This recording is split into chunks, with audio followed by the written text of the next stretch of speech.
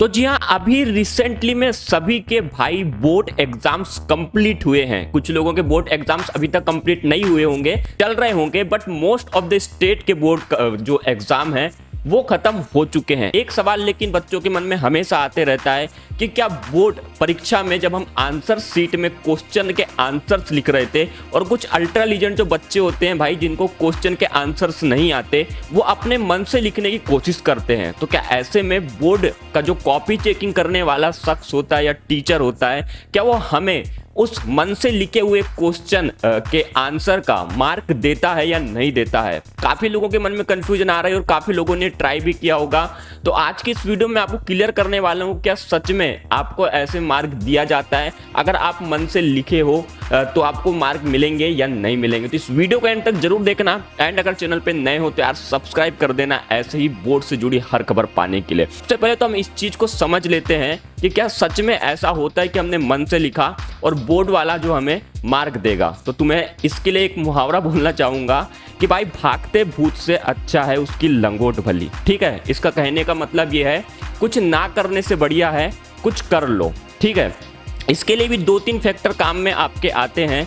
पहला फैक्टर तो ये आता है कि क्वेश्चन से रिलेटेड अगर आपने मन से बना के भी आंसर लिखा है तो यहाँ पे आपको मार्क मिल जाते हैं। फॉर एग्जांपल मैं अगर कहना चाहूँ कि भाई थाराबाई जोगिंदर और ढिंचक पूजा दोनों सिंगर हैं, अब तुमने लिख दिया हाँ और तुम्हें पता है कि भाई वो सिंगर नहीं है, तो ऐसे में तुम्हारे मार्क यहाँ पे कट सकते हैं। तो ये एक फैक्टर आपका बहुत काम में आता है कि आपको क्वेश्चन से रिलेटेड आंसर लिखते आना चाहिए। भले ही आपने मन से लिखा है कोई फर्क नहीं पड़ता, लेकिन क्वेश्चन में जो पूछा गया था कि भाई कवि कहना क्या चाहता है, क्वेश्चन में बोलना क्या चाहता है, उसे आंसर क्या चाहिए, अगर तुमने उससे रिलेटेड लिखा है, जरूरी नहीं है कि तुमने किताब से लिखा है, तुमने भाई बेसिक नॉलेज अगर यूट्यूब से भी लेके लिखा था, लेकिन क्वेश्चन से आंसर मैच हो रहा है, तो यहाँ पे तुमको भाई मार्क्स मिलेंगे। अब ऐसा नहीं है कि 5 मार्क का क्वेश्चन था, अब टीचर के पास में आपकी होती है आंसर की, उनके पास में होते हैं पूरे आंसर्स और वो स्टेप बाय स्टेप लिखे होते हैं। स्टेप बाय स्टेप लिखने का मतलब ये होता है कि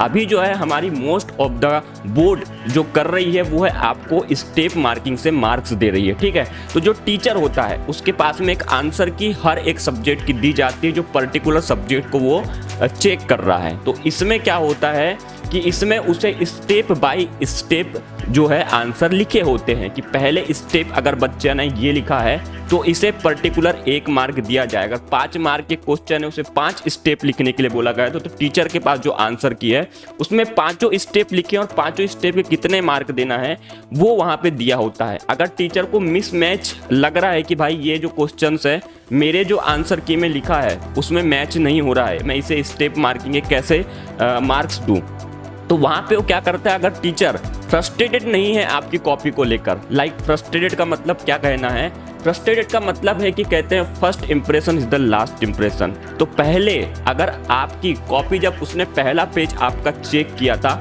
उस टाइम पे अगर आपने अपना इंप्रेशन टीचर की नज़रों में बना के रखा है, मतलब कि भाई तुम्हें स्टेप मार्किंग का यहाँ पे भरपूर फायदा होने वाला है। स्टेप मार्किंग का भरपूर फायदा कैसे कि आपने अगर 1-2 स्टेप भी यहाँ पे लिखे हैं, देन यहाँ पे जो आपका कॉपी चेक करने वाला है वो कोशिश यही करता है कि उसका पर्टिकुलर मार्क्स आपको दिया जाए जितना आपने वहाँ लिखा है। ठीक है, तो पहला अगर आपने बेटर लिखा है पहले से, अगर आपने स्टेप बाय स्टेप, अब काफ़ी लोग यहाँ पे गलती करते हैं, जो यहाँ पे कॉपी चेकिंग करने वाला उसे फ्रस्ट्रेट करने के लिए काफ़ी होता है।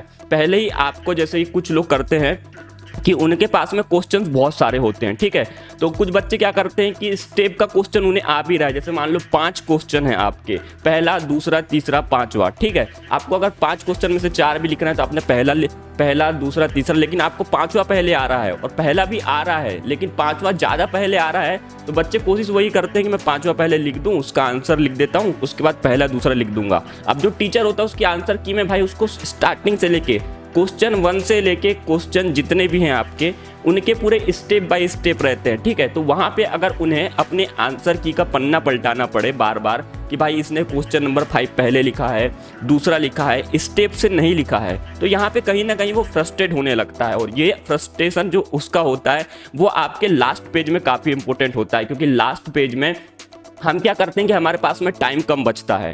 टाइम कम बचने के चक्कर में क्या होता है कि हम लोग या तो स्पीड से लिखने देते हैं या फिर हम राइटिंग को ध्यान में नहीं देते, और हम क्या करते हैं कुछ स्टेप को छोड़ देते हैं, कुछ स्टेप लिख देते हैं, कुछ बच्चे यहाँ पे भाई मन से लिख देते हैं, लेकिन मन से लिखना ठीक है, उसके मार्क आपको दिए जाते हैं, बट उसे भी एक ऐसी कोशिश करिए कि आप स्टेप बाय स्टेप उसे समझाने की कोशिश करें कि शुरुआत यहाँ से हुई थी तो एंड यहाँ पे होना चाहिए। तो वहाँ पे आपको स्टेप मार्किंग का फायदा मिलता है। स्टेप मार्किंग के भी आपको मार्क्स दिए जाते हैं। अगर आपने आधा क्वेश्चन भी लिखा है तो उसके भी आपको उतने पर्टिकुलर मार्क्स तो दिए जाते हैं। तो आपको मन से लिखने में भी मार्क्स मिलते हैं, लेकिन कहने का मतलब सिर्फ इतना है कि आपने उसमें कितना जो है सही लिखा है, क्वेश्चन से रिलेटेड आंसर लिखा है, स्टेप बाय स्टेप लिखा है, सब कुछ साफ सुथरे तरीके से लिखा है। अगर उसके पास में आंसर की में जो क्वेश्चंस और आंसर्स लिखे हैं उससे डिफरेंट भी है, लेकिन उसे समझ में आ रहा है कि आपने एक्चुअल क्या लिखा है, आप बताना क्या चाहते हो, कि अगर उसके आंसर मैच भी नहीं हो रहे हैं लेकिन हाँ क्वेश्चन से रिलेटेड ही है, कहीं ना कहीं से वो मैच हो रहा है, तो वहाँ पे आपको मार्क्स वो जो है दे देते हैं। तो इसको अगर एक नज़र से देखा जाए तो आपको मार्क्स मिल जाते हैं, इतनी कोई बड़ी बात नहीं मन से लिखने में भी। इसलिए मैं कहता हूं कि भाई कभी भी अपने एग्जाम्स अगर आप नेक्स्ट ईयर भी देने वाले हो या स्कूल में भी कभी देने वाले हो, तो कहते हैं ना कि पूरा भूत से अच्छा उसकी लंगोट भली, भाई वही पकड़ लो। पूरा हमें लिखने की जरूरत नहीं है, हम उसको अगर जाने दें उससे बढ़िया तो हम लिख ही लेते हैं। अगर हमें आ रहा है तो हमने लिखना है। अब ऐसा नहीं कि भाई तुम्हें क्वेश्चंस आ रहा कुछ और है और तुम लिख रहे आंसर कुछ और हो, ऐसे में तुम्हारे मार्क्स नहीं मिलेंगे। अदरवाइज अगर आपने मन से भी किया है तो आपके मार्क्स यहाँ पे मिल जाएंगे। तो काफ़ी लोगों का जो कंफ्यूजन है, आई होप आप लोगों को क्लियर होगा कि मन से लिखने पे हमें मार्क्स मिलते हैं या नहीं मिलते हैं। तो बिल्कुल मिलते हैं भाई, बेफिक्र रहो। अगर आपने मन से लिखा है, क्वेश्चन से रिलेटेड अगर आपने आंसर लिखा है, उसके लिए आप एक निंजा टेक्निक अपना सकते हो जानने के लिए।